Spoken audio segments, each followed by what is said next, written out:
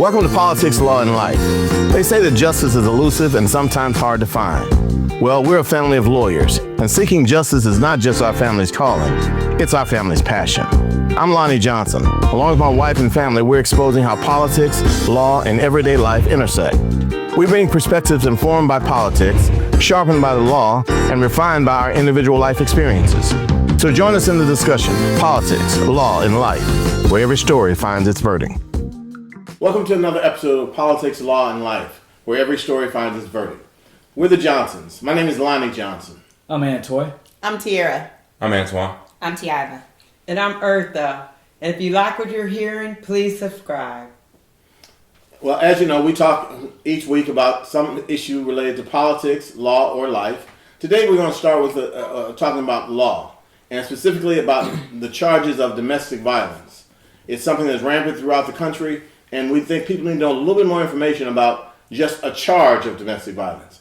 So to start with, Tiara, why don't you tell us what constitutes domestic violence? Domestic violence is going to be any offense, an assault, or sometimes a terroristic threat considered domestic violence, but against a family member. A family member can be identified as somebody you're dating, a parent, a child, somebody, a household member, somebody like a roommate, somebody that you live with. That's oftentimes anybody who lives in the same house as you, and or a family member.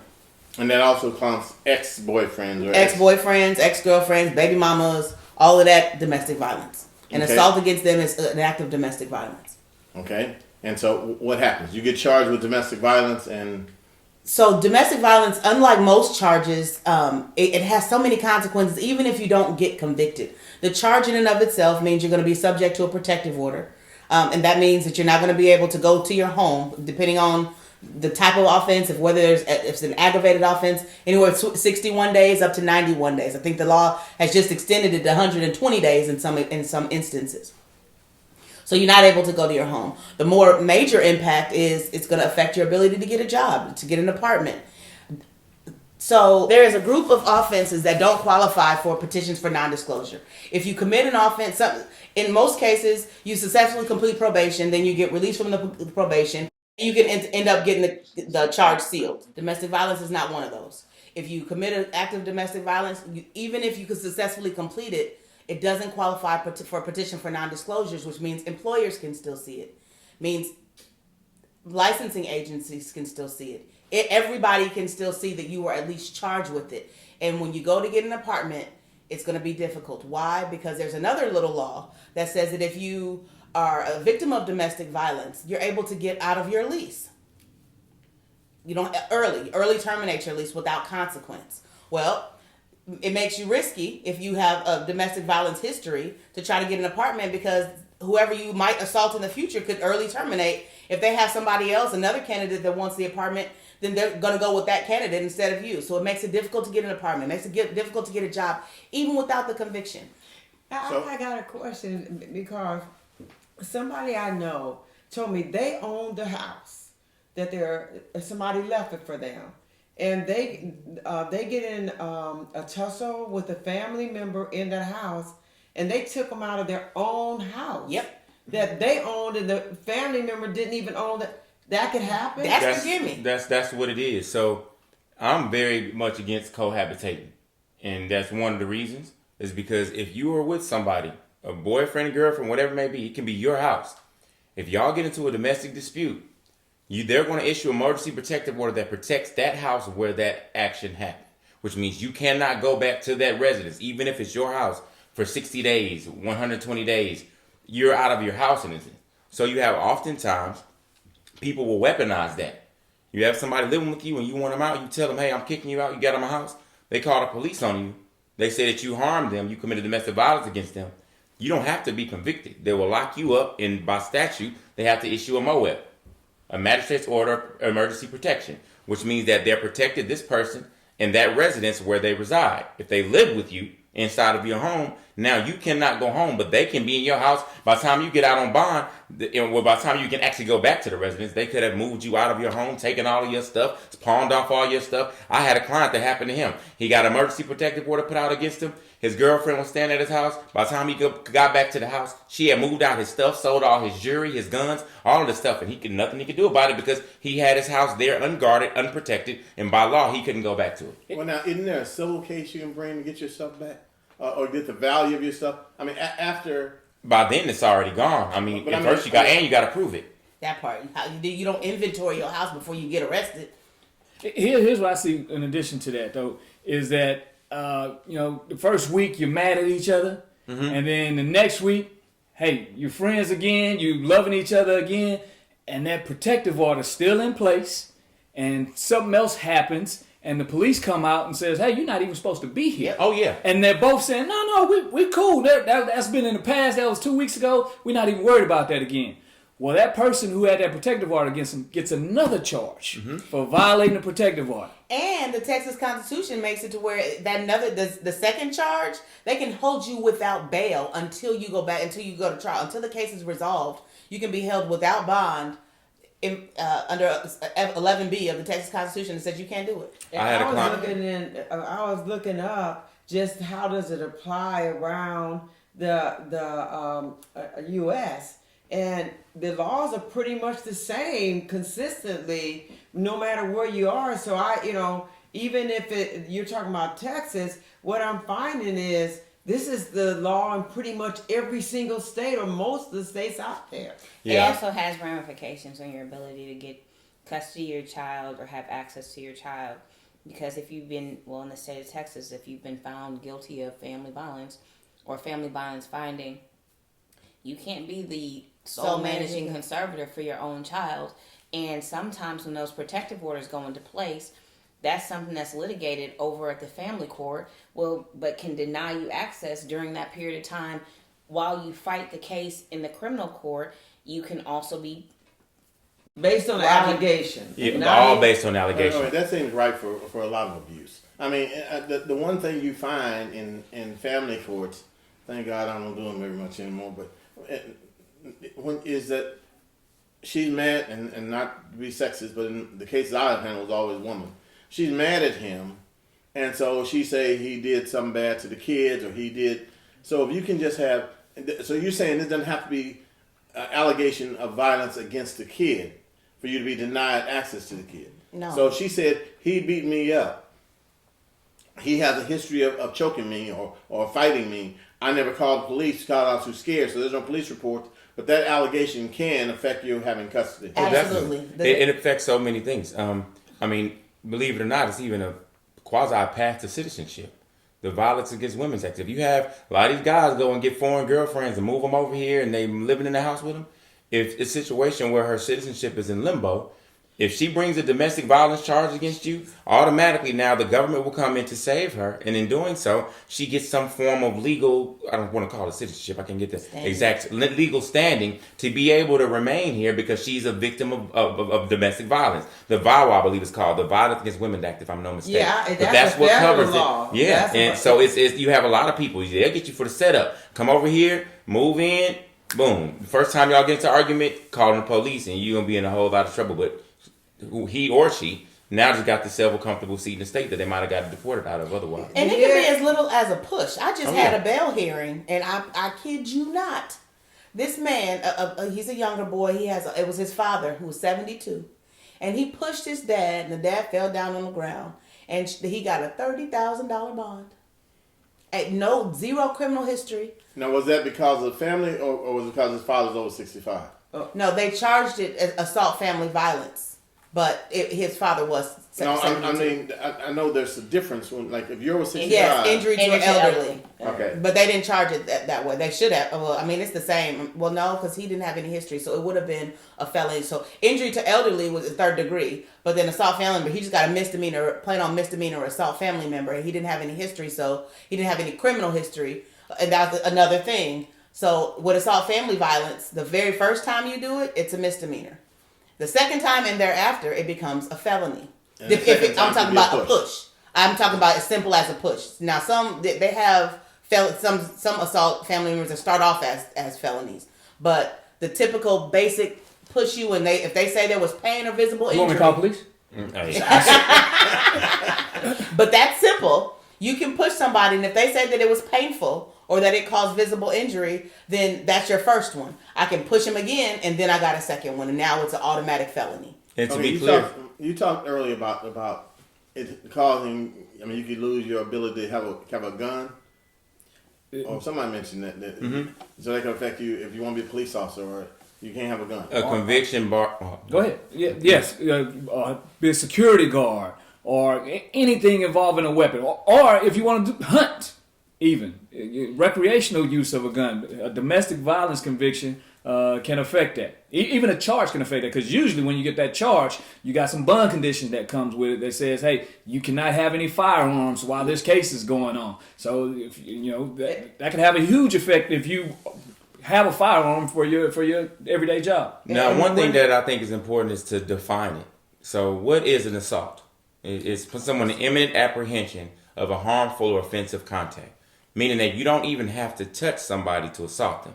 If you scare them and make them fear that you're going to do something to them or something that's offensive, that in itself is assault. So if they want to go textbook definition, you scaring somebody. If I do like this and she gets scared, she can call the police, and that is an assault. Now, what they will ask you before taking the custody is usually, did you feel pain? And how they answer that question is usually the one that determines whether they take someone into custody or not. But assault is very easy to be charged with. And when you get charged with assault, I remember when I first started practicing, there was a judge whom I won't name, but he wouldn't set bond for 60 days in those offenses. Because he said by law, he was able to hold you without bond for 60 days. He calls it a cooling off period to allow people to cool off. So that's not the law. But that's what he would do. So he would hold people for 60 days. And I remember going in, because I would go in week after week trying to get my clients out, and people would lose their entire homes. You got people lose. I mean, if you live in check to check and you have a judge that doesn't set bond for 60 days, in that time frame, you've lost your home, your car's gotten repoed, you would lose a lot of things. And I would never forget that. He would always say, his always things, I got 60 days to decide what I want to do here. No, you need to file writ of habeas corpus, because the law is very clear as it relates to bonds. The only exceptions that are to the bond cases are for the family violence cases, but in any case that a bond is an issue, in order to deny, revoke, or raise bond, according to Rule of Evidence 101E, you have to have a hearing and proof must be presented, and you have to also respect the rules of hearsay as it relates to those bonds. So in that case, that's not the law. And when that situation arises, you have a legal obligation as an attorney to file writ of habeas corpus in order for a higher court to force the judge to set a bond. But unless he's had a hearing to deny bond, you can't just start off saying, I'm going to wait 60 days to figure it out. Yeah, that was my introduction to criminal law 11 years ago. Let's clarify this. When you say that's not the law, you're saying the judge cannot legally do that, or you're saying if a judge does that, you can file a writ of habeas corpus to get relief from that? That, when I say that's not the law, the judge can't do that. Under the Texas Constitution, you're required to have the bond hearing, an initial bond hearing, within 48 hours of the time that you are arrested and taken into custody. That is your preliminary bond hearing. During that period of time, within the 48 hours under the Texas Constitution, bond has to be set, unless it qualifies under one of the provisions, like the state has filed a motion to deny bond, or the state has filed a motion for an examining trial. If they file those motions, then you're entitled to a hearing in order for the judge to make a determination as to whether to deny bond. However, a judge just can't start off saying, without any evidence, without any hearing, I'm just going to sit there and I'm going to deny it. And the law doesn't allow you to do that. You have to make a legal determination as to if there is a bond or why the person should be held at no bond. It even sets out factors for you to consider. And unless the state makes a motion to hold them at no bond and offers evidence, then and only then can you hold a person at no bond. And even in the ones that were originally the ones they filed all the time, the 11A, because the person was a habitual offender, yes, they'll file a motion to hold the person at no bond. They need to have a hearing. If they don't have the hearing, then you don't get to hold them at no bond. And even those motions only lasted for the 61 days. And that, you're saying the prosecutor must request that hearing? Yes. Okay, I'm sorry. I'm just saying, whether it's intentional or unintentional, judges don't follow the law sometimes. Then there's a mechanism, writ of habeas corpus. If the judge is not following the law, then in practicality, the job as a lawyer is to say, you know what, there's a whole process set up in the event that you choose not to follow the law. So we're going to follow through with that process. If you say no, I file a writ of habeas corpus, and then the other court will take it up. But generally, when you actually choose to go down that path, as opposed to just ignoring the violation, it magically seems to, well, let's reconsider. No, the difference between you and your client is you know the law, and you know that if they don't enforce the law the way the law is required to be enforced, there's a mechanism. Your job as an attorney is take it to the next step. I see you tripping today. Let me go ahead and file this motion and let them tell you what you need to do, because clearly you off today, and I'm gonna help you get better. Yeah, I watched him do that time after time after time. Do you remember the one I'm talking about? He was I think we got, again, this is a law that just listening, it's just bad all the way around. I know. We won't have any laws. You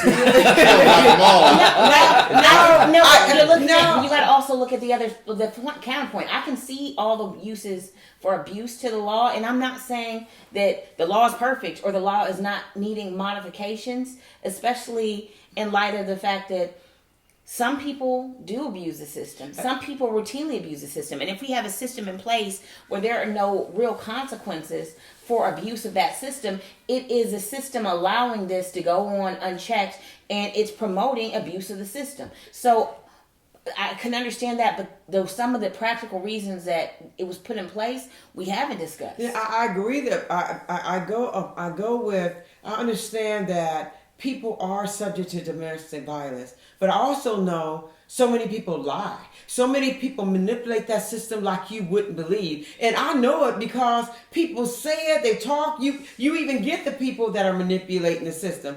I think that if they do, we got to have some type of way to punish people for, if you outright know they're lying, you have to they have to have consequences. Because if they don't, they're going to lie on one person, they're going to lie on the next. Because think, if I got rent, I'm in my place, and I need to get out of this rent because I can't afford it. And I can just say he beat me up or he did that, and I get a free pass, and I'm out and save me some money. Now, I'm not going to do that, but people will. Absolutely, it happens all the time. There are provisions of the law that's supposed to address that, but the problem is some agencies take the position that out of fear of getting somebody who is scared and going to lie caught up, they're not going to pursue anybody. Like, you can file, there's a charge for filing a false report. And in cases where false reports are filed, the only way to deter somebody from filing is to proceed with that charge. But if you take the position, whether we know you are lying or we just feel you are lying, we're never going to pursue that charge, then it takes any of the legal protection for that abuse out of play. Well, I'd say if I were ever in that situation, I would have a camera in every corner in my house, in the bathroom, in the kitchen. I'm serious. You can't have a camera in the bathroom. I know, but I would put it there because No, you won't. Okay, I was gonna say I would put it there, but I wouldn't. We have no cameras in our bathroom. but no, seriously, because I'm just thinking people go to jail. And they lose their job, they lose their, all over a lie. And in this world we live in, people lie about everything. What they say, lie when the truth to do. We got to figure this out. It's just wrong. I don't have a job. I can't take care of my kids. I can't take care of my family, all because somebody made up something on me. Well, you gotta be careful who you have around you. Well, and acquittal. I mean, you take the trial. I know you can have all these effects, but you take the trial and get acquitted. That I mean, that gets rid of a lot of this. Yes, because then you could get it expunged, and then it's like deleted, like it never happened. But in the meantime, you have to suffer. Yeah. But The only problem consequences is that it is remain. so hard to act like it never happened because back in the day when we didn't have internet as rampant as it is and as news weren't writing stories, so you also need to make sure that when you fill out a petition for non-disclosure, you don't just list your local law enforcement agencies. You make sure that you have somebody that expands the list. So the public data, that's listed there. If they knew it was listed in a news site, they listed there, so the court order can be signed off saying, please remove this from your records. That way you at least have a shot at starting to erase through the system. But we're so digital now, like, Hard. Yeah, you can't erase it from Miss Jenkins' Facebook account. You can't make her erase it. It's there. Again, another episode, exciting episode of Politics, Law, and Life. Domestic violence, even the charge, as you learn here, even a charge can be very serious, can have serious implications on the regular life of everyday people. So understand what the law is in your area. As with most things we talk about, understand what the law is in your area. Understand your surroundings, people you surround yourself with. Don't put yourself in a situation where you either are a victim or a defendant in a domestic violence case. Do everything you can to protect yourself. Again, thanks for joining us. Politics, Law, and Life, where every story finds its verdict. And please subscribe. Sharpened by the law and refined by our individual life experiences. Politics, Law, and Life, where every story finds its verdict.